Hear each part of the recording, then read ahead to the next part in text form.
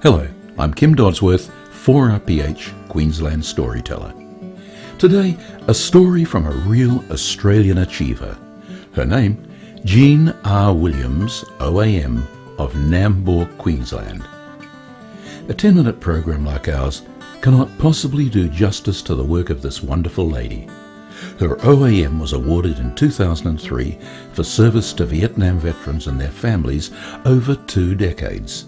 At her own expense, she's written widely about the health-destroying chemicals used in that conflict. Jean's short story, Cycling to Somewhere, about an encounter with one of her boys, late of Greenslopes Repat Hospital, Brisbane, mentions one of her books, The Devil's Rainbow.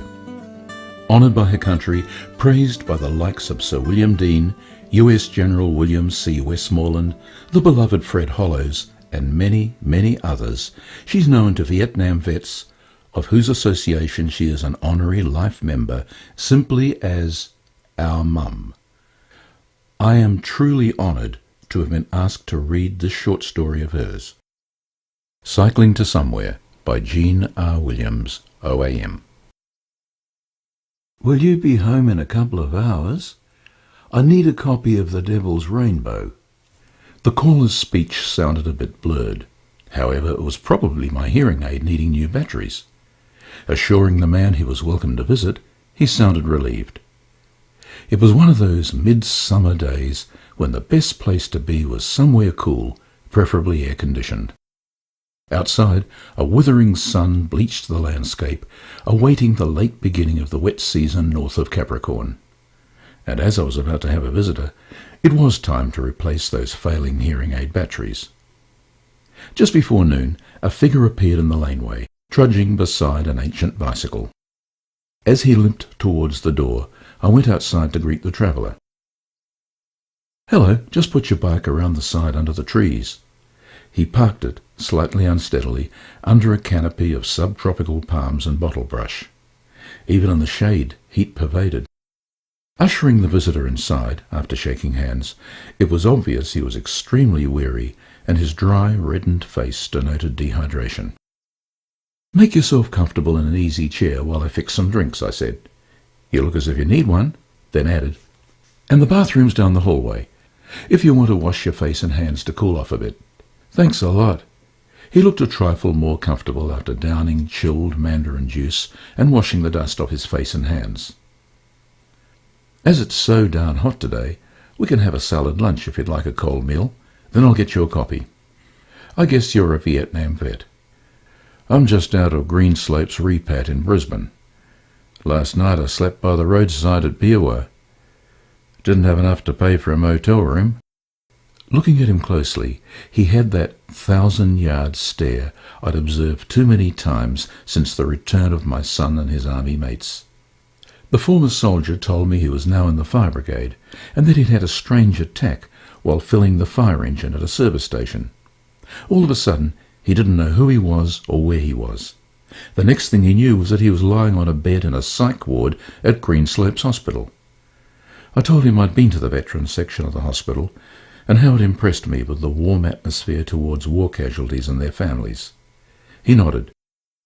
With a shock of black curly hair, well-built frame and softly spoken, my caller could well have been one of the fireys on their annual calendars. His features were unlined, and his eyes were not the bleary, reddened orbs of those alcohol-ridden. They were clear summer sky blue. "I saw a copy of The Devil's Rainbow in the ward, so that's why I'm here.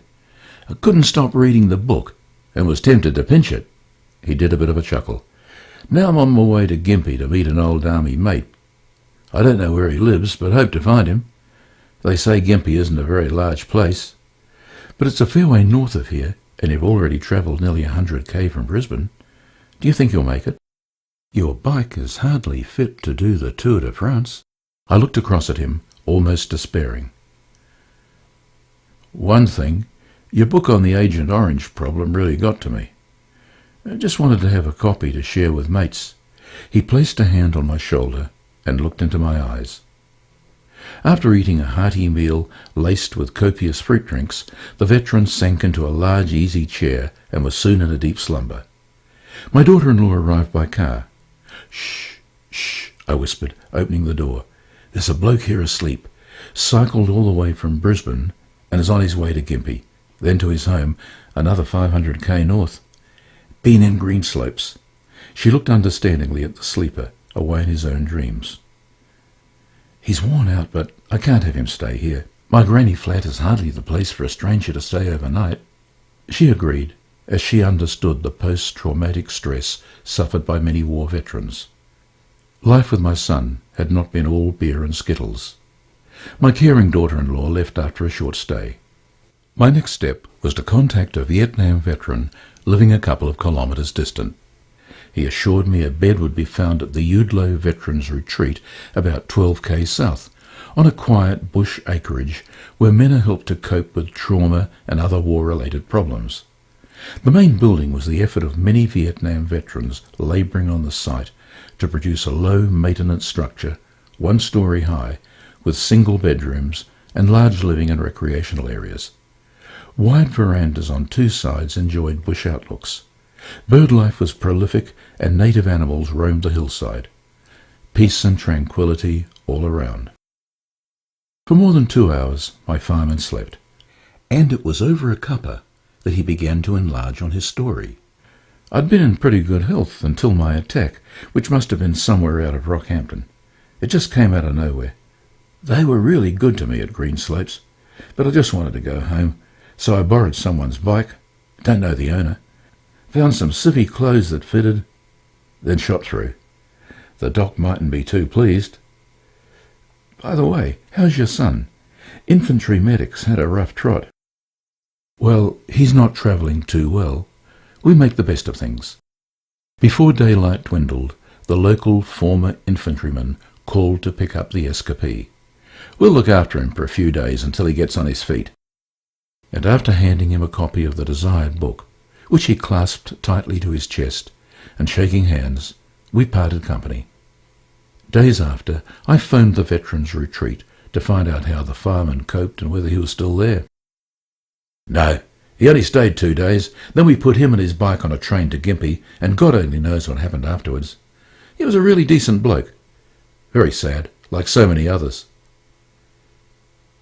Usually I write down veterans' names and addresses for future reference. However, in this case it didn't happen. When I look at my copy of the fireman's annual calendar, it reminds me of my stranger, and I wonder whether he made the grade from a psych ward to near normal living. After more than a decade, the man, cycling to somewhere, remains a reminder of those who, years after being demobbed, have post-traumatic stress erupt without warning.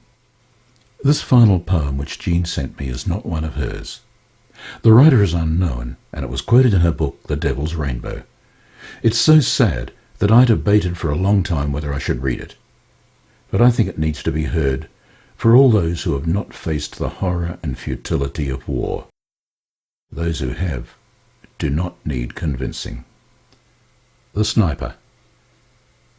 I shot a sniper once near Newey Dat.